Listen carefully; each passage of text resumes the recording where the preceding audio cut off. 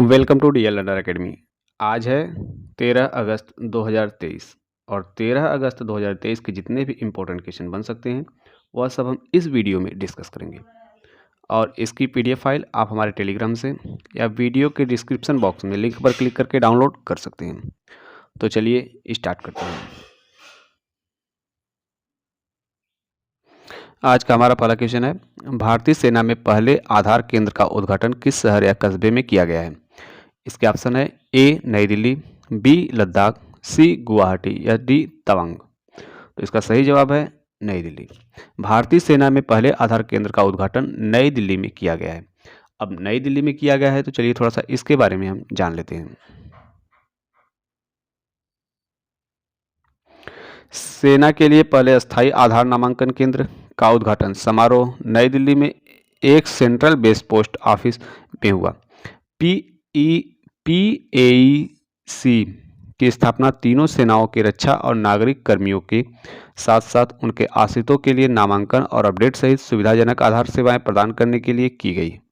ये सेवाएं देश भर में 48 निर्दिष्ट स्थानों पर उनके फील्ड डाकघरों के माध्यम से उपलब्ध होंगी। सभी कमांड मुख्यालयों, कोर मुख्यालयों और चयनित FPO में PAEC सेवाओं की स्थापना की योजना बनाई गई है। अब हम चलते हैं अपने अगले क्वेश्चन की तरफ। हमारा अगला क्वेश्चन है, वन संरक्षण संशोधन विधेयक 2023 का उद्देश्य किस वर्ष अधिनियमित वन अधिनियम के दायरे का विस्तार करना है? इसके ऑप्शन है ए 1972, बी 1980, सी 1992 या डी 2002। तो इसका सही जवाब है बी 1980। वन संशोधन विधेयक 2023 का उद्देश्य वर्ष 2022 1980 अधिनियमित वन अधिनियम के दायरे को विस्तार करना है। अब 1980 का है तो चलिए थोड़ा सा इसके बारे में हम जान लेते हैं। लोकसभा ने हाल ही में वन संशोधन विधेयक 2023 पारित किया है। इसका उद्देश्य वन अधिनियम 1980 के दायरे का विस्तार करना है। विधेयक भारत की अंतर्राष्ट्रीय प्रतिबद्धताओं और नेट हासिल करने के लिए देश द्वारा निर्धारित राष्ट्रीय लक्ष्य को स्वीकार करता है। 2070 तक शून्य उत्सर्जन है। अब चलते हैं हम अपने अगले क्वेश्चन की तरफ। हमारा अगला क्वेश्चन है, किस राज्य या केंद्र शासित प्रदेश ने पंचायतों के प्रावधान अधिनियम के कार्यान्वयन के लिए मसौदा नियम जारी किया है? इसके ऑप्शन है ए पश्चिम बंगाल, बी झारखंड, सी बिहार या डी असम। तो इसका सही जवाब है बी झारखंड। अब झारखंड राज्य ने तैयार किया है तो चलिए थोड़ा सा इसके बारे में हम देख लेते हैं। झारखंड सरकार ने पंचायत प्रावधान अधिनियम, जिसे आमतौर पर PESA के रूप में जाना जाता है, के प्रभावी कार्यान्वयन के लिए मसौदा नियम जारी किए, जिसे 1996 में अधिनियमित किया गया था। PESA का उद्देश्य ग्राम सभाओं के माध्यम से स्वशासन स्थापित करना है अनुसूचित क्षेत्रों में रहने वाले निवासियों के लिए। अब हम चलते हैं अपने अगले क्वेश्चन की तरफ। हमारा अगला क्वेश्चन है, भारतीय प्रबंधन संस्थान विधेयक सभी IIM के लिए विजिटर के रूप में किस व्यक्तित्व का प्रस्ताव करता है? इसके ऑप्शन है ए प्रधानमंत्री, बी राष्ट्रपति, सी उपराष्ट्रपति या डी केंद्रीय शिक्षा मंत्री। तो इसका सही जवाब है भारतीय प्रबंधन संस्थान विधेयक 2023 IIM अधिनियम 2017 में संशोधन करने के लिए लोकसभा में पेश किया गया था। संशोधन देश भर के 20 IIM को राष्ट्रीय महत्व के संस्थान घोषित करता है। केंद्रीय शिक्षा मंत्री धर्मेंद्र प्रधान द्वारा लोकसभा में पेश किए गए विधेयक में भारत के राष्ट्रपति को सभी IIM का विजिटर नियुक्त करने का प्रस्ताव है। अब हम चलते हैं अपने अगले क्वेश्चन की तरफ। हमारा अगला क्वेश्चन है, 2022 में भारत में बाघों की कुल आबादी कितनी है?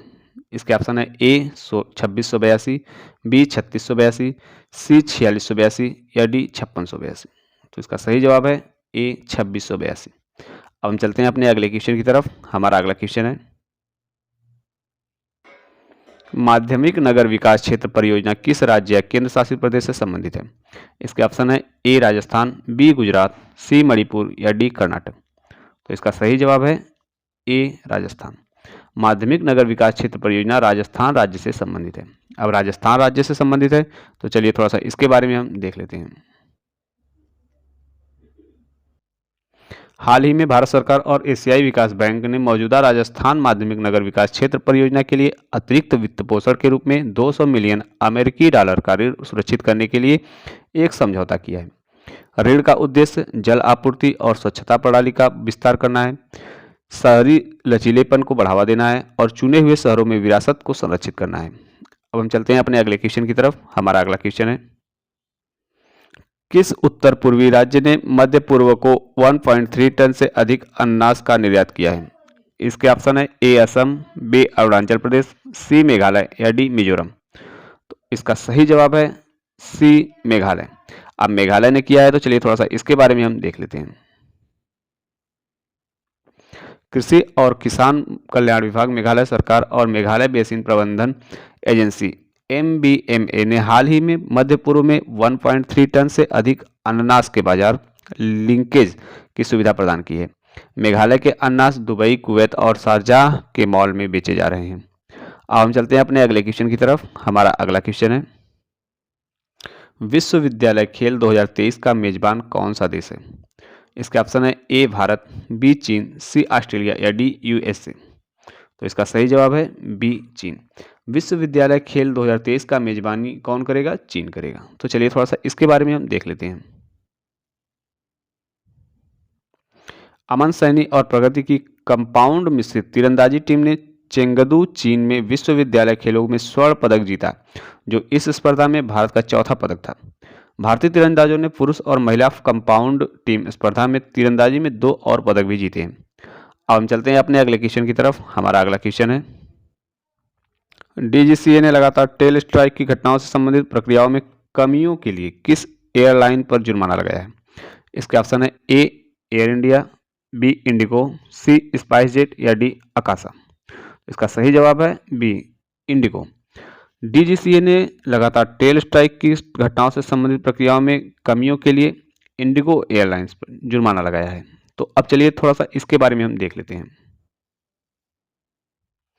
DGCA ने इंडिगो पर 30 लाख रुपए का जुर्माना लगाया और उनके A321 विमान पर लगातार टेल स्ट्राइक की घटनाओं से संबंधित दस्तावेजों और प्रक्रियाओं में कमियों के कारण बताओ नोटिस जारी किया।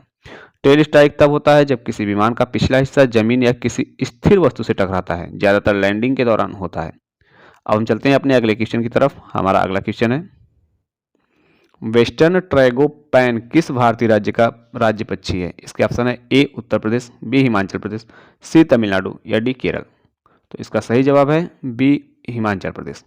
वेस्टर्न ट्रैगोपैन भारतीय राज्य हिमाचल प्रदेश का राज्य पक्षी है।